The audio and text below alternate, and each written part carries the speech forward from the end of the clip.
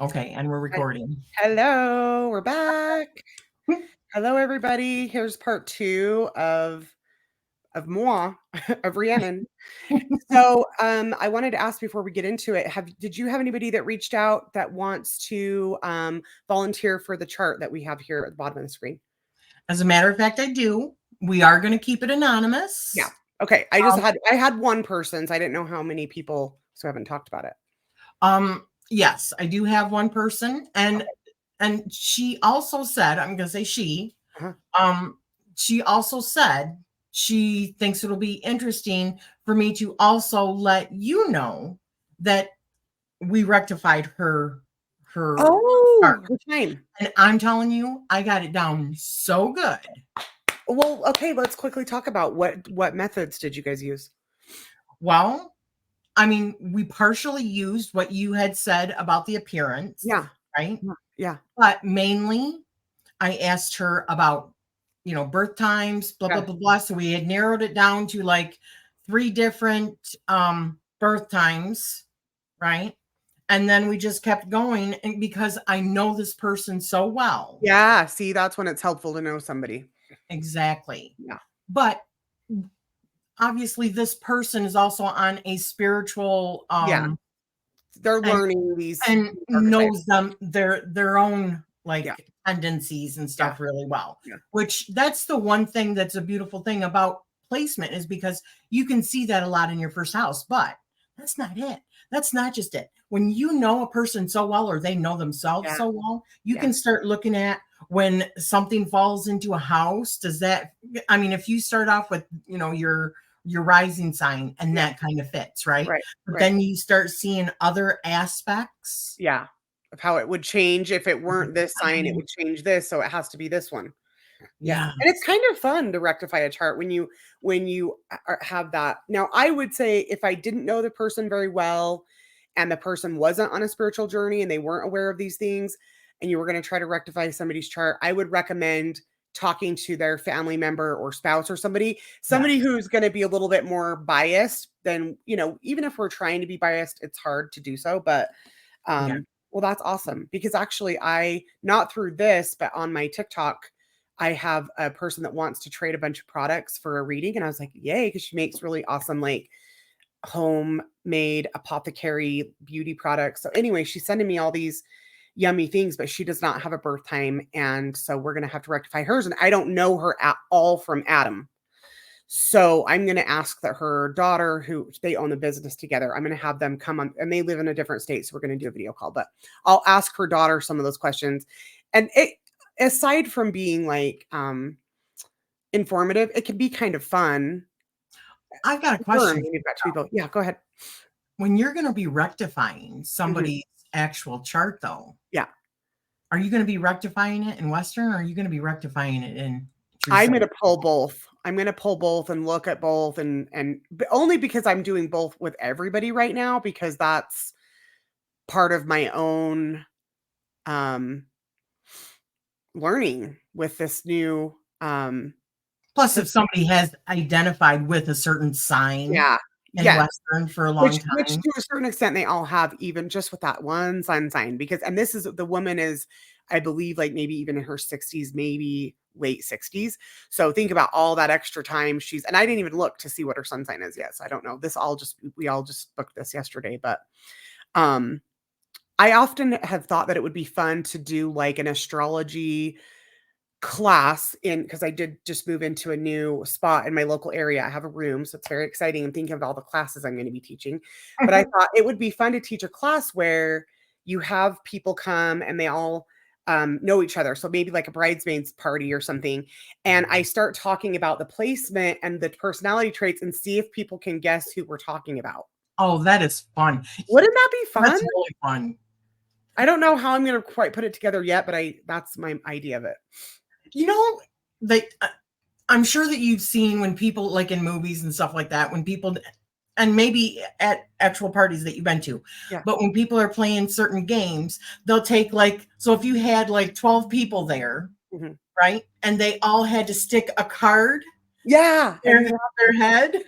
You Like, can't tell them the word. They don't know who Sagittarius they are, and they have to guess who they are, right? we have to keep on giving, like, right, Yeah. they don't know what it is. Other people can see the card that's on their forehead, and you got to keep on giving like details about Yes. this person and Just see like if they that. can guess what's on their I head. thought that would be such a fun thing, and I think this will kind of segue into one more thing I wanted to talk about. I think it will hopefully take some of the stigma out of it, because when we're learning, it can be easy for us to get caught up in some of the negative Stereotype. archetypes and stereotypes, right?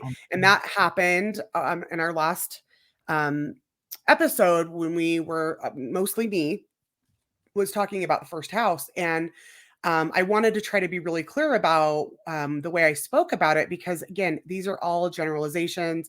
No matter what house or what planet or what placement we're talking about, not everything's going to be applicable to every person. But I think I offended some people, and I really do apologize. It was not my intention. Of course, I don't think that first house placements automatically make anybody a narcissist. And I wasn't even trying to use that word as a diagnosis, more towards tendencies of that. And I think it's important that we are able to use that word in the spiritual community, especially when we're always wanting to talk about empath, empath, empath. If we're so comfortable all calling ourselves and claiming to be empaths, the flip side, the shadow side of an empath is the narcissist. Now, is it the diagnosed narcissist? No, it's the archetype. Right. So I think that word is just used entirely too much anyways. Totally And is. most people have narcissistic tendencies. In some way, shape, or It form. doesn't mean that they're a narcissist, Well, though. also everybody has a first house. So whether you have planets there or not, everybody does have some of those tendencies, right? So it's never our intention. And I kind of said this earlier to Rachele, if we were going to look at maybe Jeffrey Dahmer's chart or some serial killer, we'd probably go to look in the 8th house or the 12th house. Does that mean anybody with 8th house placements is a murderer? No, of course not. So we know that when it comes to that type of thing, but somehow when we're talking about some of these other shadow aspects, people still get very easily triggered. And that's okay, because that's a good opportunity to actually dig into that and see what part of that is, making you feel some kind of way. So I really don't want anybody to feel called out at all. I have lots of future clients who are going to have, who knows, 5, 6 houses, planets in the first house. We don't know. Does that mean they're going to be a narcissist? No. But it's the house of self and me. And that's how we process things. And so that's my little disclaimer. See it in a house, that's the house that it's going to be most recognized, because that is the house of how we project ourselves, right? That is the house of self. That is the house of me. Marsha. So there's my disclaimer for today. Going forward, for people that have hung out with me and Rachele, we are very opinionated people. We're aware of that. Proud of it.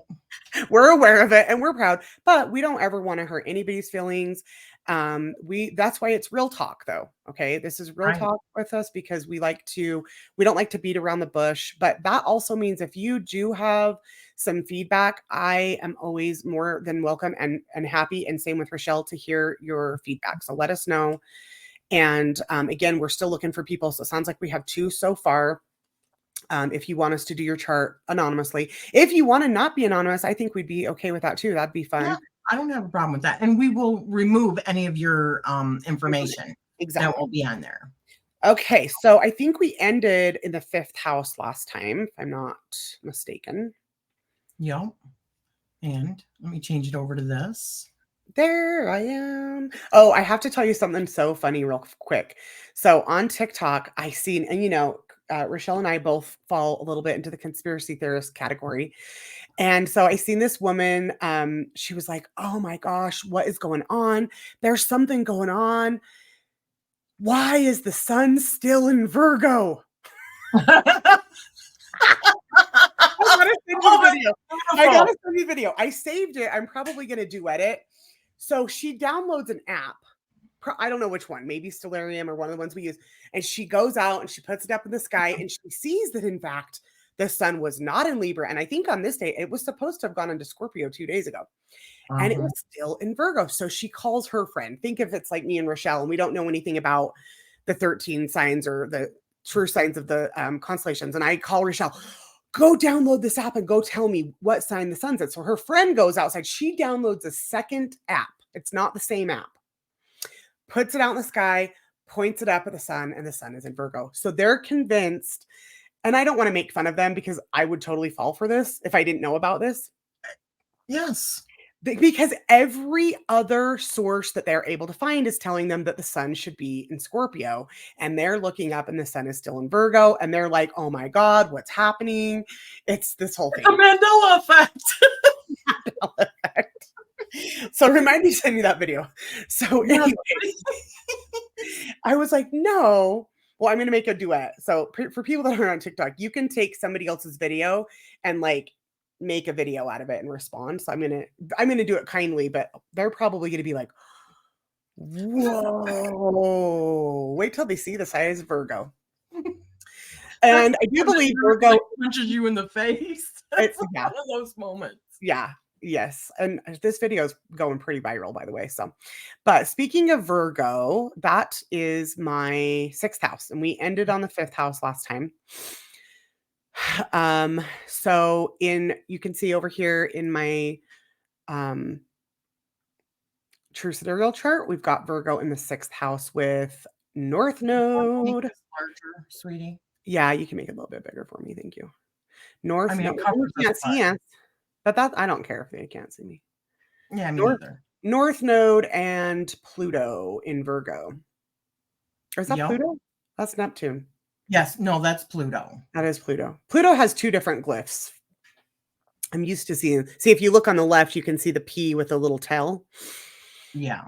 Okay. So this I like to talk about with the Pluto placement, because the Pluto placement is what we are, this is kind of what categorizes us as generations. Yes. So most of us as Gen Xers, are going to fall in the Pluto, well, in Western Tropical, because again, this is all what we grew up with knowing, right? Pluto in Libra and Pluto in Virgo. That's what makes Gen X. And then when Pluto moved into Scorpio, that's our millennials. So, but really, us Gen Xers were actually Pluto in Leo and Virgo. So mine would have been in Virgo.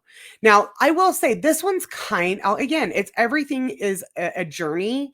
And this is also why it's silly to get too upset or triggered by any type of placement, because everything can be justified if you look hard enough, right? And it's just one aspect. It's just one aspect. But one of the things that I learned about the Pluto and Libra was, because Libra being the sign of balance and romantic relationships, right? So our generations, Gen Xers, we were really the first big group of people that had mass amounts of parents getting divorced. Yeah.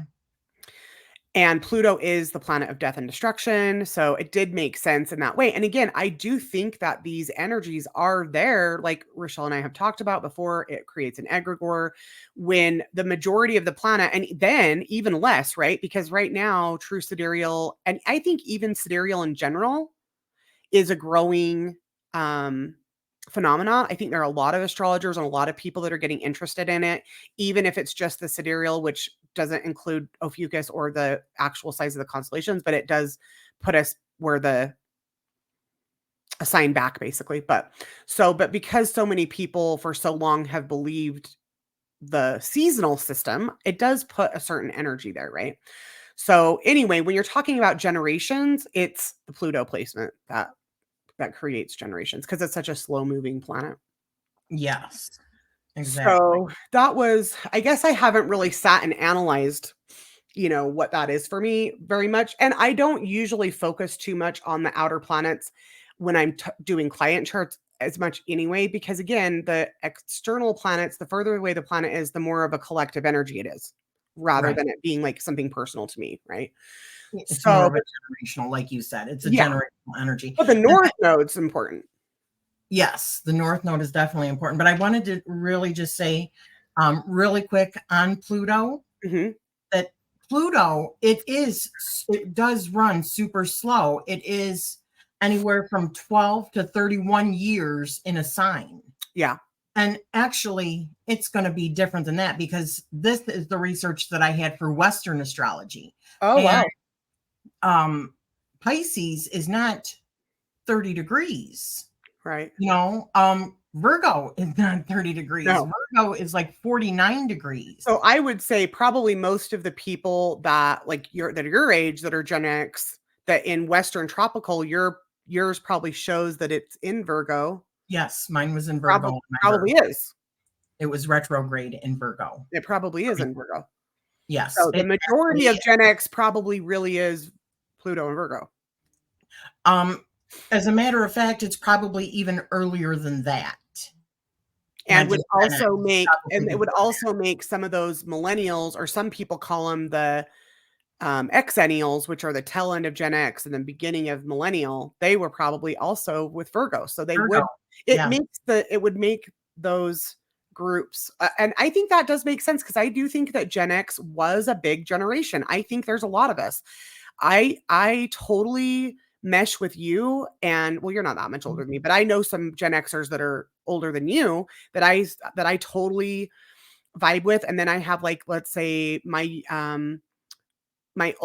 youngest sister, so she's the oldest of my younger sisters, and I'm almost 7 years older than her, so she's technically considered a millennial, but she's totally was still in that Gen X thing, and I think that makes sense where we're all most likely Virgo. Yes. Yes. And if you look at Virgo and how that could have looked other than the divorces in Libra, what's Virgo? It's nurturing, it's taking care of others. We had to literally parent ourselves. Yeah, look at all the latchkey kids, right? Yeah. I mean, there was no mother. I mean, I know Cancer is the mother too, but I can't help but look at Virgo that way too. I think, this is another area that I want to get into my studies, which is, I think a lot of what is known now modernly as Virgo is really not really Virgo. I mean, it is, but Virgo is so much more. She is the largest constellation on the ecliptic. And that can't be an accident. That we must need more of that energy, right? Not necessarily that she's the largest, but the way that it runs through her whole body. Yeah. Versus a portion of another constellation. But she is the earth goddess. Yeah. I mean, she is like Gaia. She's like Demeter. She is the goddess. I just pulled up, I've talked at length about this deck. I know you guys can't see it right now, but they're the positive astrology cards. So I just grabbed the Virgo card real quick. So what do we have here? Dependable, logical, genuine, industrious, gracious, scholarly, versatile, and thoughtful. And it says right on there, feminine. I mean, and yes, I know that each zodiac sign has a feminine or masculine attribute, but Virgo is just, I think she really is mother archetype. But so let me say one more thing really quick. Yes. Sorry. Yep. So I watched that Dr. Danny, and she just did a video on Venus in Virgo. And I thought that was amazing because she seems to think that the actual ruler of Virgo is Venus, not Mercury. And if you think about it, I kind of think so too. I've always really had a problem with the fact that Gemini and Virgo are ruled by Mercury, which is that air energy. Right. And I thought Libra should be the air energy because what was the other one? Wait, I can't think of it. I didn't have any coffee to do that. And Virgo is earthy. Virgo should be earth. Exactly. And Libra should be air.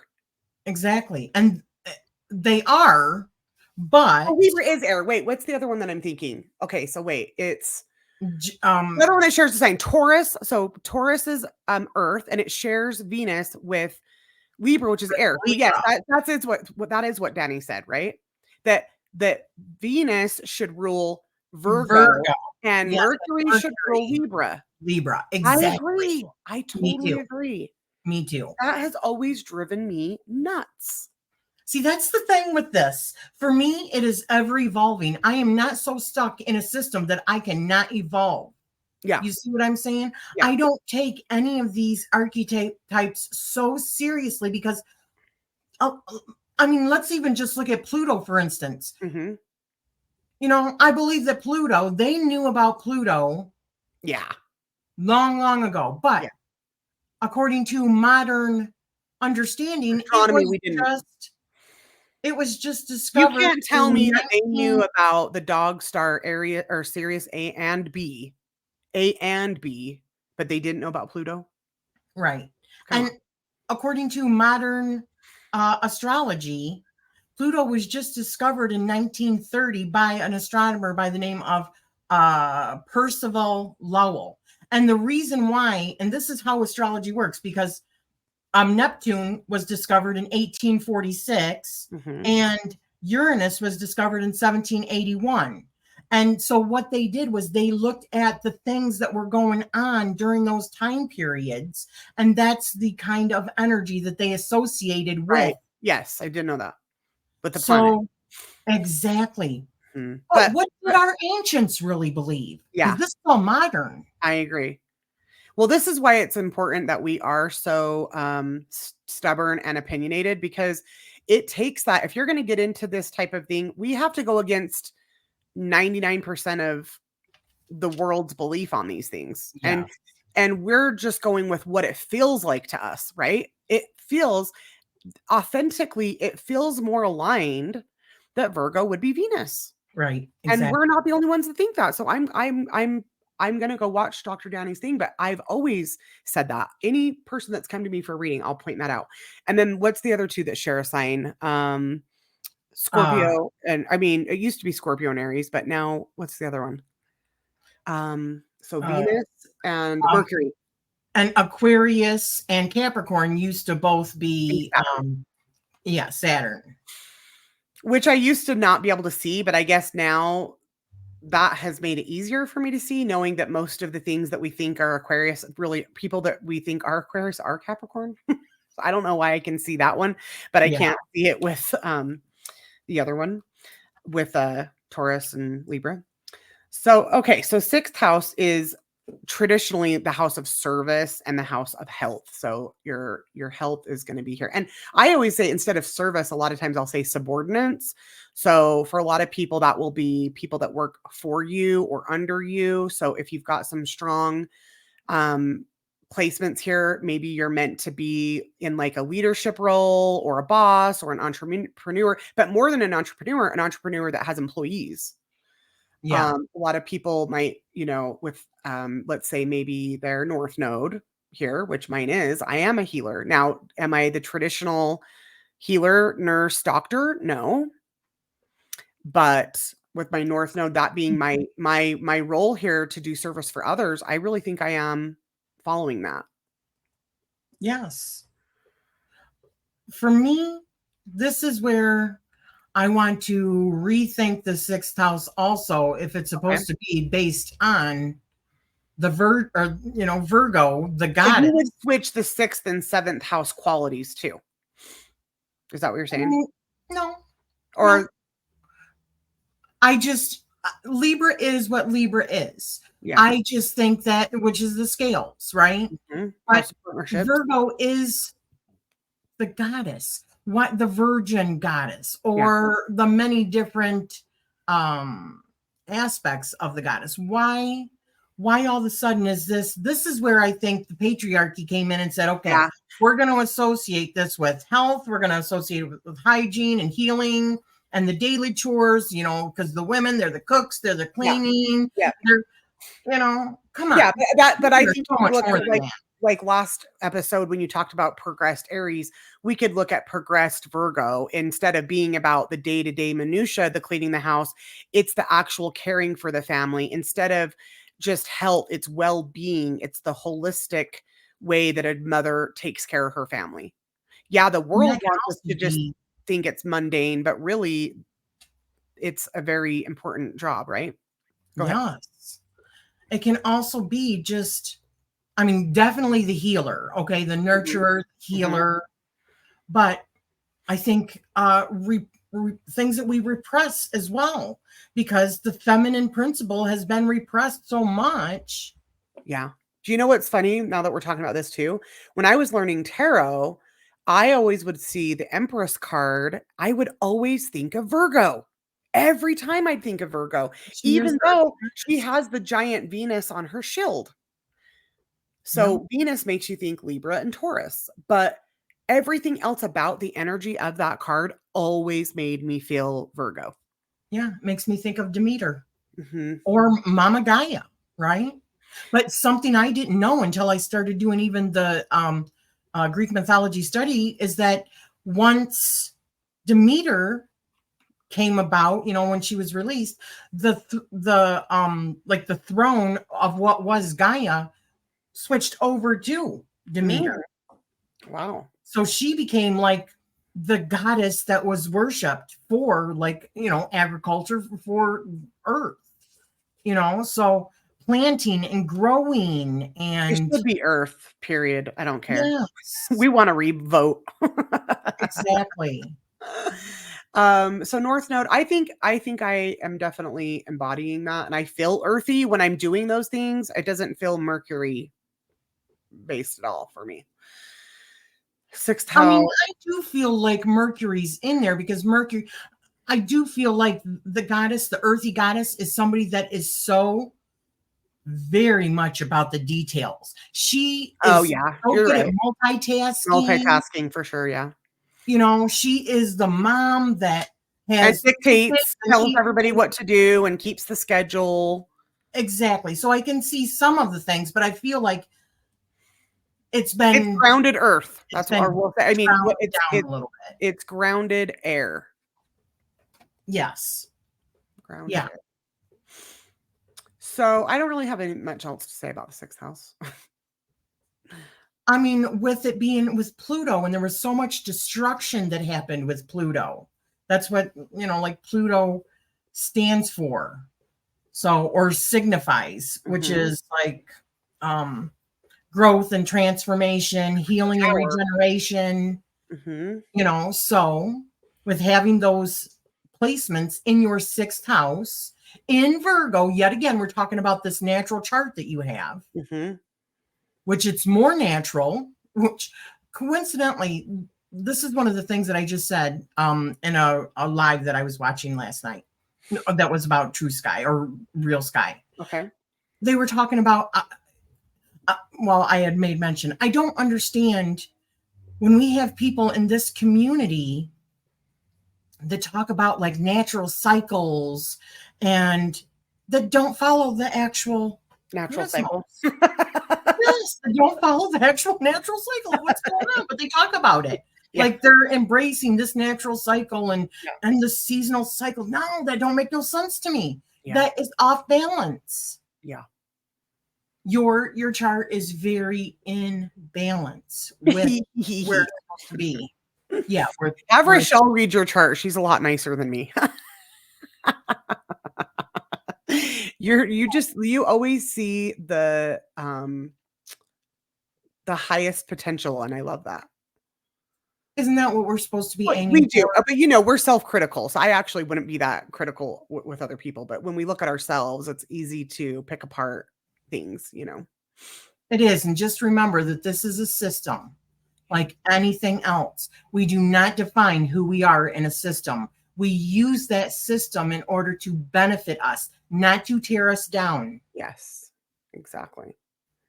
So now you were mentioning something powerful that you were looking up after our last episode about the or is it a comet, or what is she? Ceres? Or Vesta, or which one was it? It's Vesta. It's in my seventh house. It is in your seventh house. And I thought it meant, because it says eternal flame. And you know, I'm like now currently researching the asteroid goddesses, which are, let me just name these really quick. Ceres, which is the Great Mother, and which is Demeter, by the way. Okay. who we were just talking about. And then the other one is Pallas Athene, who's Athena, the warrior queen or wisdom, second to Zeus, right? And the Olympians. Then we've got Vesta, the eternal flame. That's what's in your seventh house. It looks like a flame. Yes. And I thought when it said eternal flame that it meant like, and I think that was a common misunderstanding, that it means like your twin flame or something like that, or the thing that sparks you, but it's actually a lot about sex. Really? And that's what we were talking about. Oh, yeah, makes sense. With your fifth house. Yeah. Right. So I have it in my seventh house here. Well, I didn't pull up those on the Western chart, so I don't really know where it could still end up in my seventh house, but I just don't know if it's in Libra or Virgo, because it would probably be in Scorpio in your Western. Okay. Oh, yeah. You know what I mean? Yeah, I see it up there in Libra. Okay. So you have also Uranus. And the other one, Uranus is a big one for me because and that's what I was talking a lot about last year, because I was going through my Uranus opposition, which I had never heard any astrologer ever really talk about. I heard about the Saturn returns, and maybe it's because it's not as profound for everybody, but for me, my Uranus opposition was next level dark night of the soul. And so anybody that's my age, 45, I'll be 46 in December. We went through ours last year. Right now, if you are born in 1979 or 1980, you're in yours right now. So in this chart, we've got it in Libra and Aries.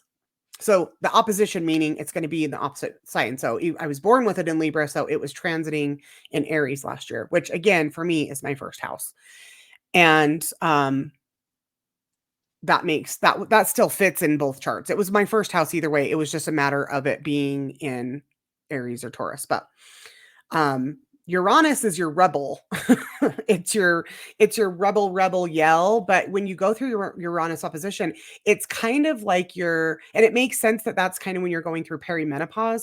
It's your entry into the midlife crisis. Your midlife crisis is more gonna be coming at the Chiron return at 4950, but the Uranus opposition kind of starts to shake things up. And that's when you want to talk about the natural cycles, is how aligned that is with what our bodies are doing at that time. Like our bodies as women, because the Uranus opposition is going to hit for people anywhere between 42 and 45, depending on the time you're born, because their orbit is different. But that's right when your body is starting to produce less progesterone, and the progesterone is your happy hormone. And we had more of that when we were younger to make us more happy, more agreeable, to try to get pregnant, to try to get a mate, to try to get people to like us and want to mate with us. But once we hit 42, 43, 44, we're not supposed to be doing that. So our bodies are telling us we don't need that anymore. It's time to step into the sacred rage. It's time to own how you really feel. Stop being a people pleaser. Stop going around saying yes to everything, and start doing what feels authentic. And that's what Uranus does, is say, no, I don't actually want to go to that Christmas party. No, I don't want to go to that, whatever it is. But you're feeling bad about yourself because you're withdrawing from the world. But that's what is supposed to be happening. We're supposed to go into our beginning to get comfortable, so that once we are in our crone, it's not so drastic, right? It has to happen over a little bit of time.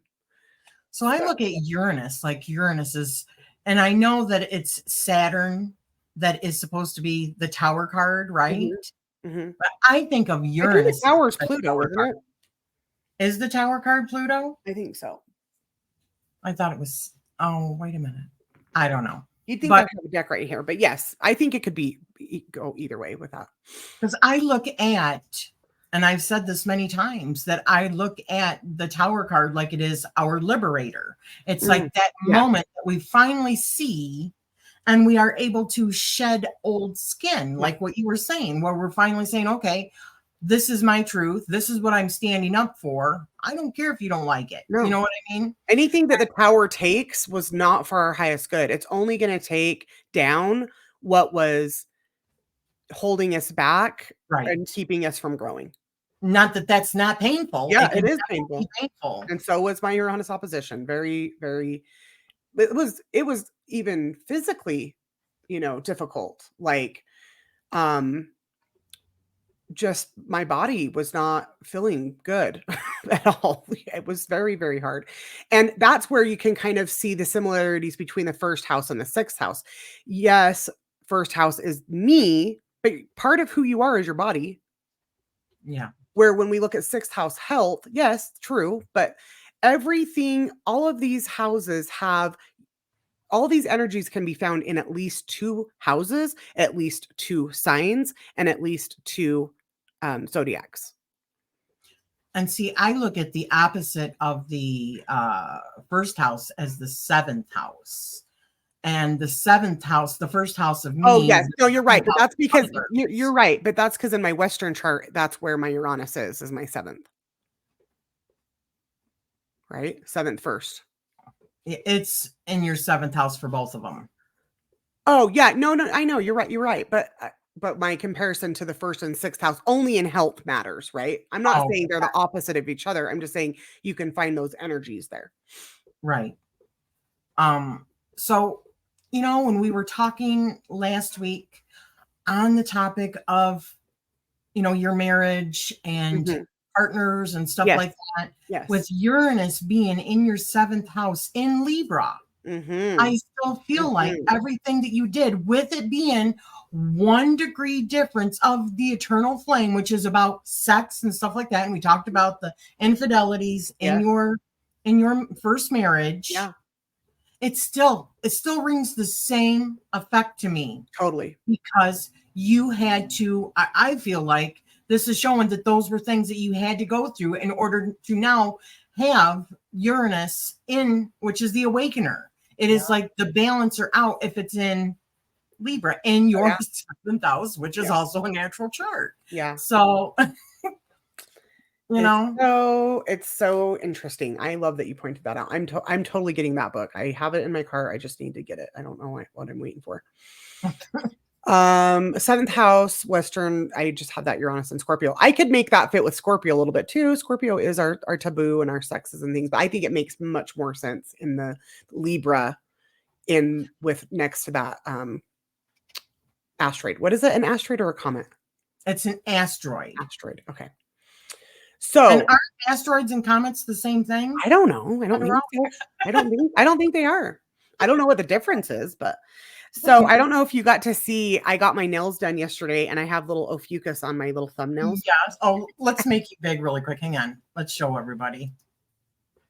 Let's see them. If you guys are going to be able to see. Okay, hold on. Let me. That is just fabulous. Yes, I see that. So we did the moon and the stars, and I'm like, oh, we have to do. She's like, what's your favorite constellation? And I'm like, well, right now it's Ophiuchus because I'm just like studying it. And so that leads us to my 8th house, which is going to be split here between Scorpio and Ophiuchus. Yes. And you also have in your 8th house Ceres, the Great Mother. You have Demeter in your 8th house. So she is Ophiuchus because her line kind of looks like she's there on Scorpio. But that's where when people are looking at your charts, like if you have Rachele run one of these for you, if you get them, she's got them in her Ko-fi shop. But make sure you look under the Ceres glyph, look underneath it, you'll see Ophiuchus. Because if you look above it, it kind of looks like it's in Scorpio. But you need to look below it and you'll see that there's the Ophiuchus symbol there. So all I have in Scorpio that's my fortune, right? My part of fortune. Yes, you're part of fortune, which I was just learning about that also. Yeah, very cool. Very cool. That shows like the success in that is like where you are highly developed, and if you use those energies, that's where you're going to attain the most success in your life, the most love. What would the energies we say would be of the 8th house? Taboo topics, the occult, death, the occult stuff, the unknown, conspiracy theorist much. Yeah. But for sure, all of those things are like literally if somebody was going to like be like, okay, name like 3 things you know about Rihanna, and probably anywhere they know that I'm yeah, and but they know because I don't hide my stuff. I don't hide my shit. I'm an open book. Right. So, and that makes a lot of people very uncomfortable, which those are Yes. taboo subjects. Yes.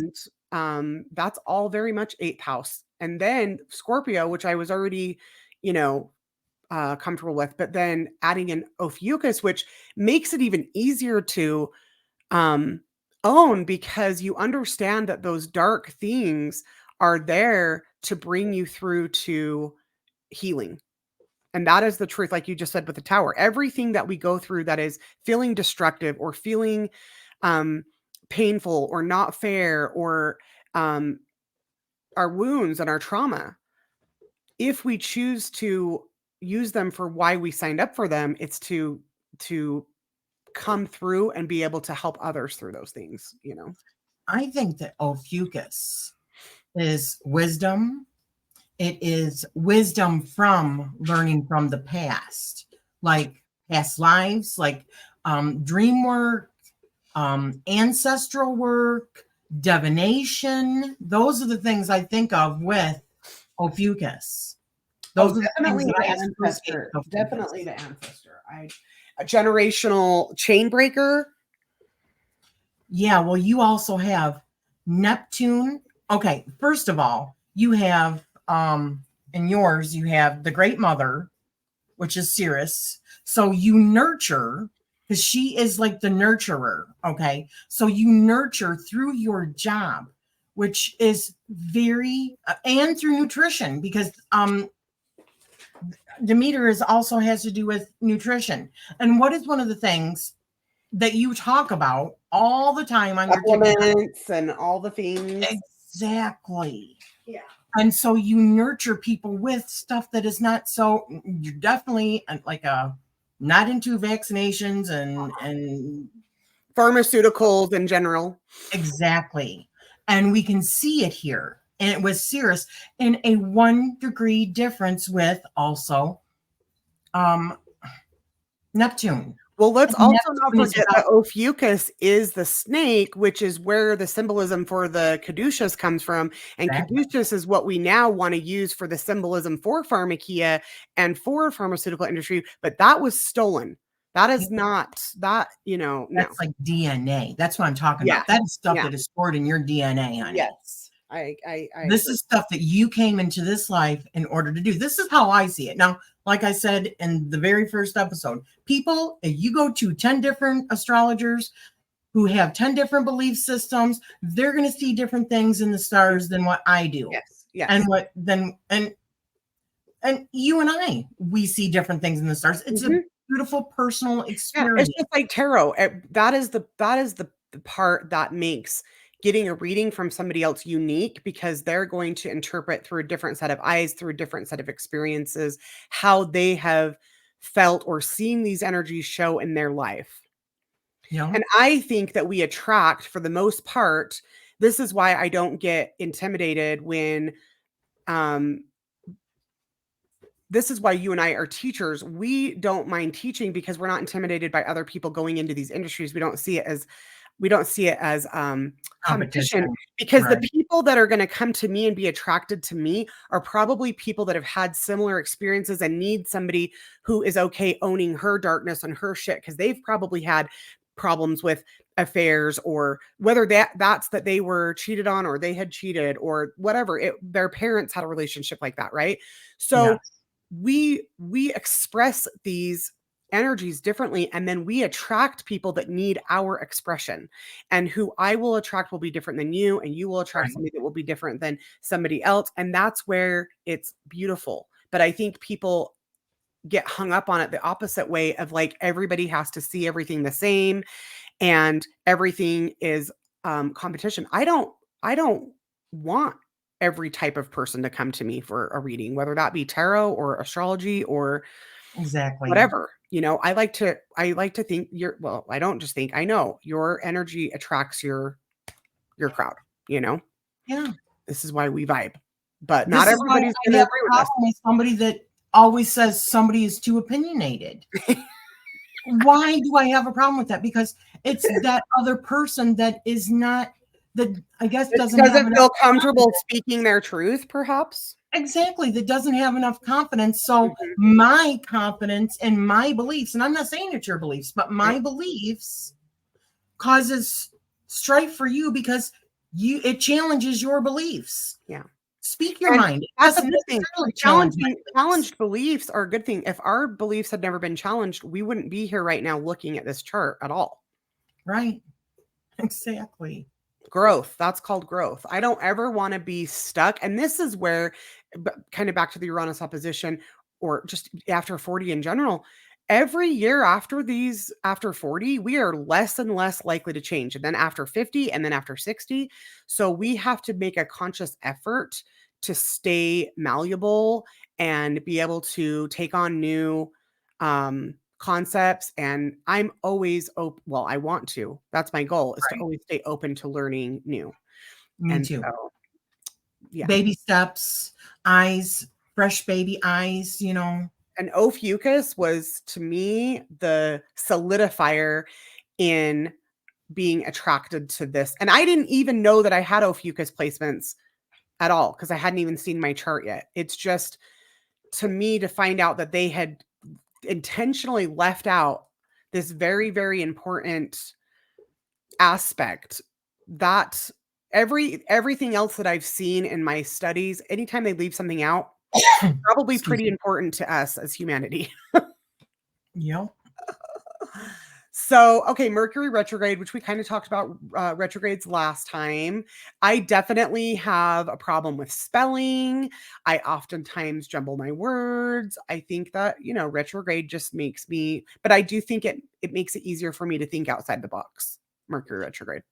And you know what? For me, the first thing that I thought of with everything else that's in that particular house, the eighth house, and how you have a conjunction between, like I said, like Demeter, Mhm, Ceres, mhm. the great mother, the nurturer, how we feel and give love, more or less, that being in Ophiuchus, which is already in the house of the occult and hidden things, right? So that shows me that you were a seeker from the very get-go. You were Yeah, born a seeker. yeah, It's not something that you developed. It was in your DNA. yeah, I think so And too. then on top of it being in a conjunction with Neptune, Neptune, for sure.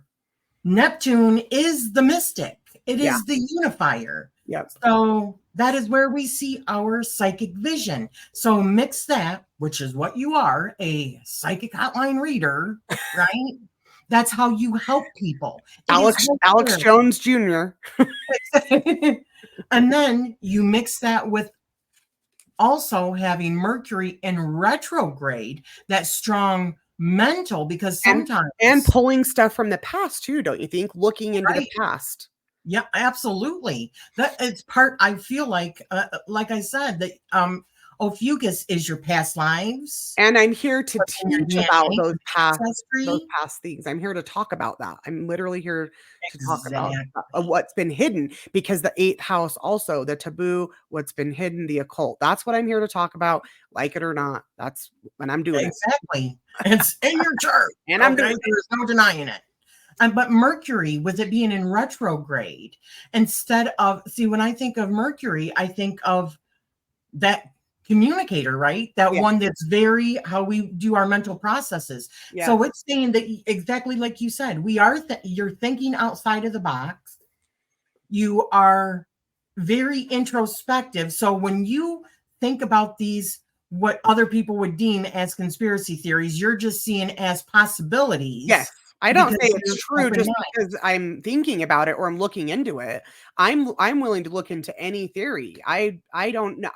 What I know right now is I don't know anything that's true. That I Right. cannot. The only thing that I know for sure is true is that I love my husband and my kids. That's really it. Other than that, I mean, I don't even know if you're real. I've never met you in real life. You could be something. You could be AI put I just here. pinched myself. Yeah, I'm real. But I really just don't. I don't need something to be real to look into it. So Right. I But know we've what got I 10 think minutes that left. So, also sorry, go ahead. But what I was trying to get to, and I'm just like really wordy, but it's also your ability to get out of your head and think with your soul. Ooh. You know what I mean? You're thinking with your feeling, your empathic ability, which are shown in the other things that are in that house. Oh, that makes me want to cry. And there's got to be balance between the mind and the heart. That was a missing piece that really made me feel seen. You know, that really put a lot together for me, that house and those placements. But we want to move to our ninth house, because this is where my sun is. So your sun is a very important planet. It is. That's why most astrology focus, or when people are just dabbling in astrology, we're focusing on the sun sign, because I do think it is our overall, like, north node, but even more than north node. Like, what am I here for? And for me, that did fall in my ninth house in both charts. So I think that's really makes it even that much more potent, right? Ninth house, spirituality, philosophy, religion. I have always been a seeker. That's what led me down through to the occult and the more taboo stuff, was wanting the answers to, like, religion. And I was really heavily influenced by religion in my very early years. Many people have heard me talk. I was raised Mormon. I live here in Utah, and we're talking like staunch, devout Mormons, not like dabblers, not casual Mormon, like all the way in. And the founder of that church, Joseph Smith, was also a seeker.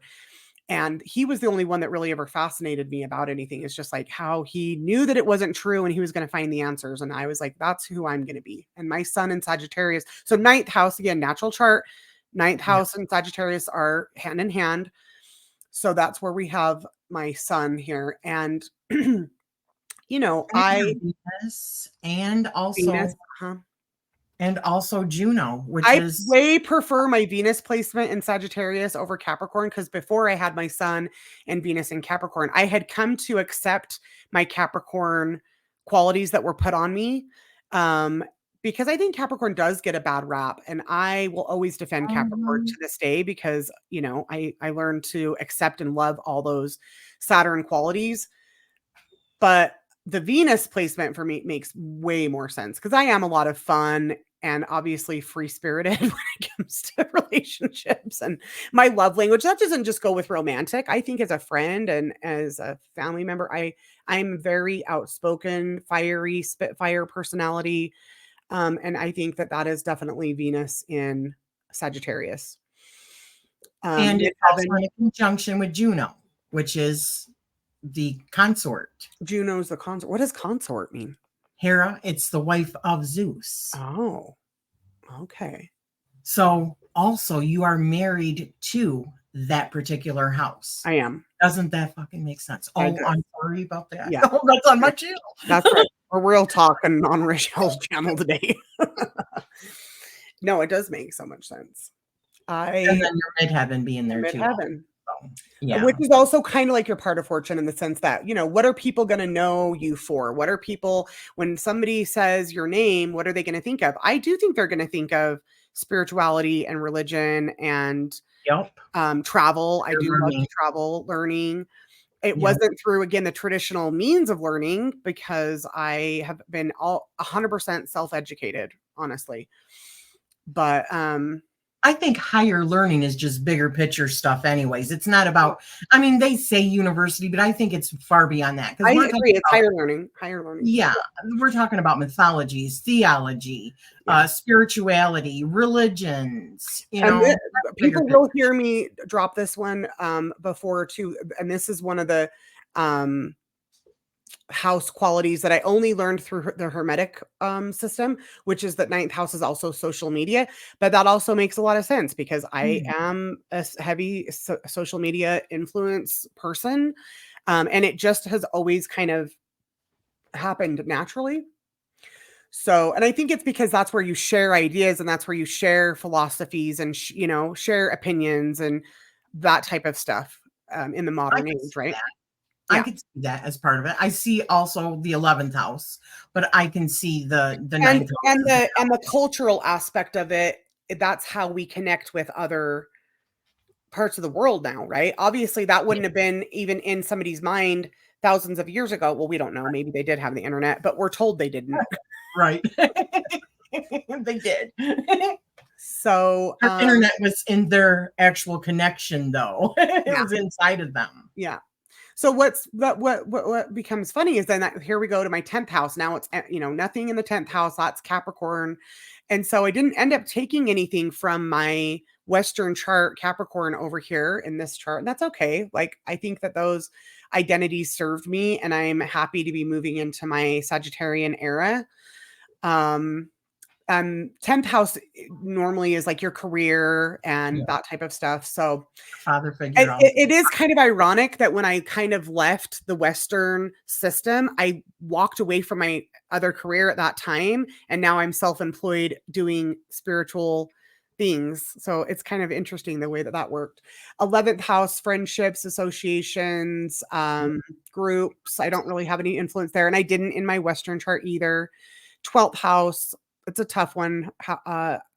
Hardships, and it is also the psychic hidden darker world. 8th and 12th house have some similar stuff, but South Node, which I'm happy to have the South Node in the 12th house. Honestly, you got to have it somewhere. So I'd rather be leaving more of that stuff behind. But I think the fact that it ends up having Pisces makes a lot of sense with the psychic abilities and gifts tendencies that I have, right? Yes. I see the South Node as the base of operations and the sum total of the knowledge that we have carried over from a past life. It represents a resource, an innate talent or ability with which we have been born with. Yeah. And it often expresses itself early on in age. And we can use these said skills to enhance our lives and make a contribution to others and society. And so I look at the South Node as it is karma that we bring over from our past life, whereas the North Node is the karma that we create in this life.